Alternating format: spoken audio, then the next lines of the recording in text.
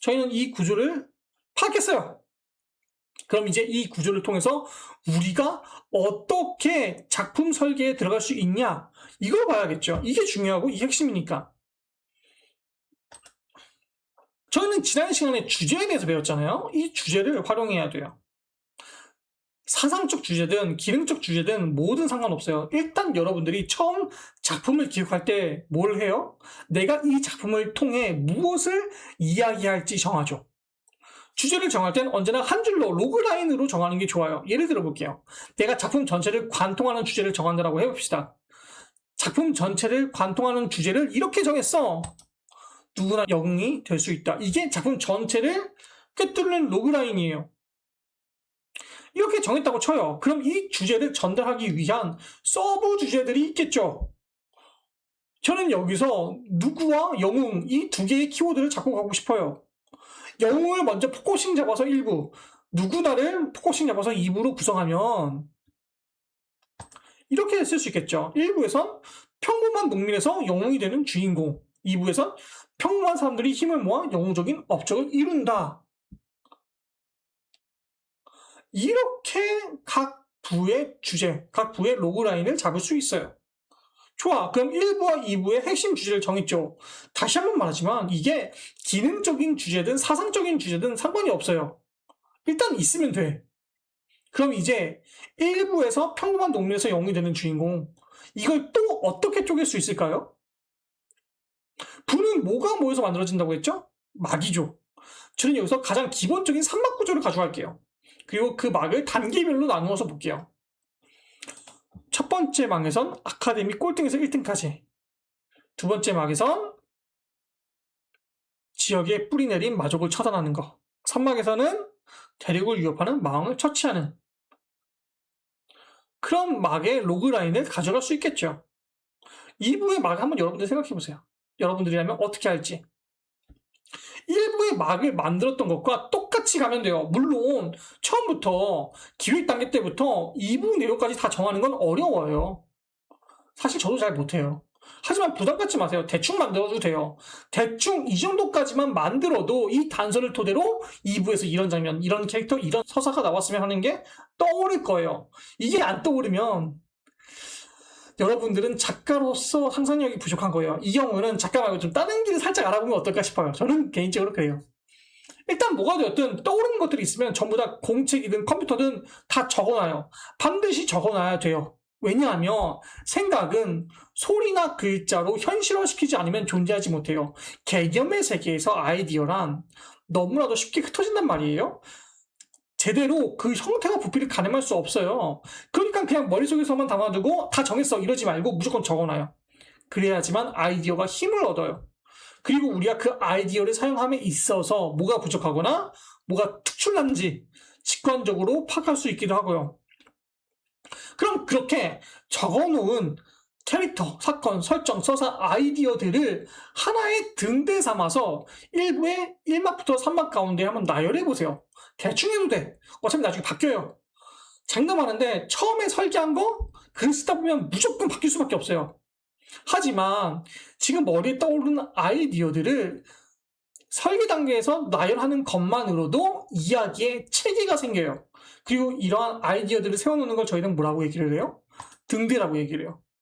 이야기를 전개하는데 이정표가 되어줄 캐릭터, 서사, 설정, 사건과 같은 것들이에요.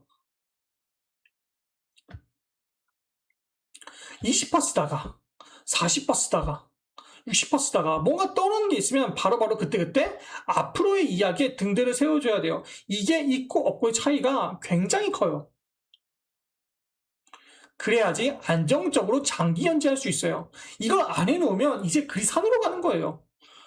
갑자기 3000%로 빠진다든가 무리수를 던진다든가 감당할 수 없게 되면서 닌자 엔딩을 한다든지 아니면 그냥 연중을 한다든지 하는 거죠. 이렇게 했으면 이제 각 막 안에 있는 에피소드도 정해줘야겠죠.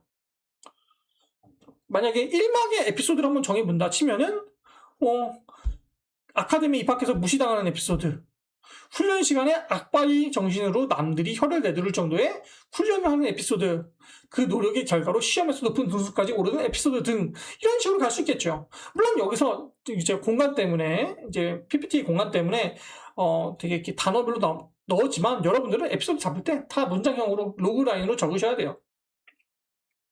그리고 당연히 여기서도 내가 만약에 아카데미에서의 분량을 길게 가져가고 싶어. 그러면 그냥 길게 쓰면 돼요. 1막, 2막, 3막 전부 다 이게 분량이 다를 수 있어요.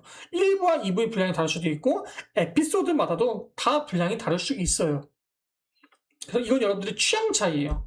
취향 차이고 여러분들이 강조하고 싶은 부분에 더 많은 분량을 할애하면 돼요.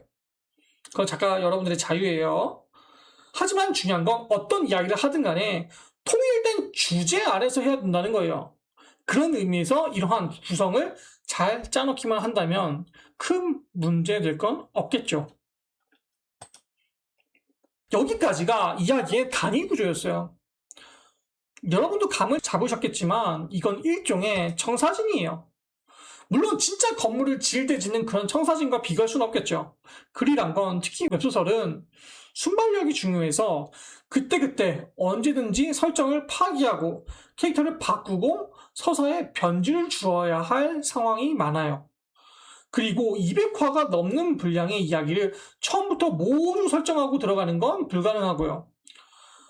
뭐 가끔 모든 걸 다 설정했다면서 작품 집필에 들어가시는 분들이 계신데 슬프게도 그런 분들의 글은 언제나 재미가 없어요. 왜냐하면 되게 그런 글들은 설정과 계획에 이야기를 맞추거든요. 흔히 말하는 설정에 잡아먹힌 글이 나와요. 이야기가 경직되어서 생동감이 없는 글, 그런 글들이 나와요. 톨킨은 설정 다 짜고 들어가지 않았나요? 톨킨이 예외인 거예요. 여러분들은 톨킨이 아니에요. 여러분들이 이 사실을 반드시 알고 계셔야 돼요. 어쨌건 웹소설의 특성상 처음부터 구조를 완벽하게 잡고 가기란 불가능해요.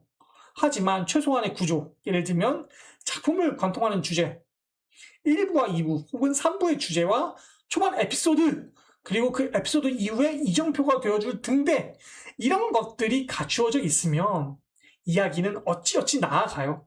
물론 구조만 잘 잡는다고 해서 흥행하는 작품을 쓸 수 있다? 이런 건 절대 아니에요. 재미있는 작품을 쓸 수 있다? 그런 건 없어요. 재미있는 작품을 쓰기 위해선 고려해야 할 사항이 구조 말고도 엄청나게 많거든요. 하지만 구조를 잡고 쓰면 최소한 무엇을 써야 할지 모르는 경우는 피할 수 있어요.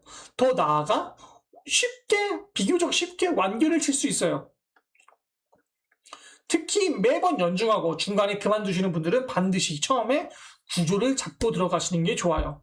구조를 잡았으면 편한 마음으로 일단 틀대로 글을 쓰자는 생각을 가지시면 돼요. 그럼 생각보다 글이 비교적 쉽게 써져요. 완결까지 나아가는 과정에서 설령 이야기가 독자들의 선택을 받지 못한다고 하더라도 정말 많은 것들을 배울 수 있어요. 제가 그랬어요. 뭐 어쨌거나 좋아요. 오늘 저희는 정말 중요한 구조에 대해서 이야기해봤어요. 정말 중요해요. 말도 안 되게 중요해요. 대략 40분 정도 한 것 같은데 이 40분 동안 이야기한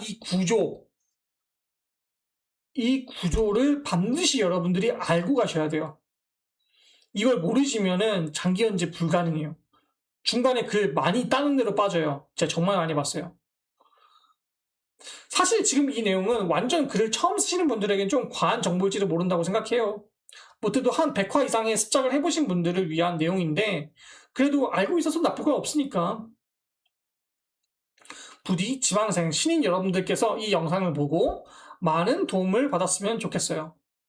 좋습니다. 오늘 작법 구조 여기까지만 하겠습니다. 제 영상 봐주셔서 너무너무 감사하고요. 그럼 다음에 뵙겠습니다. 감사합니다.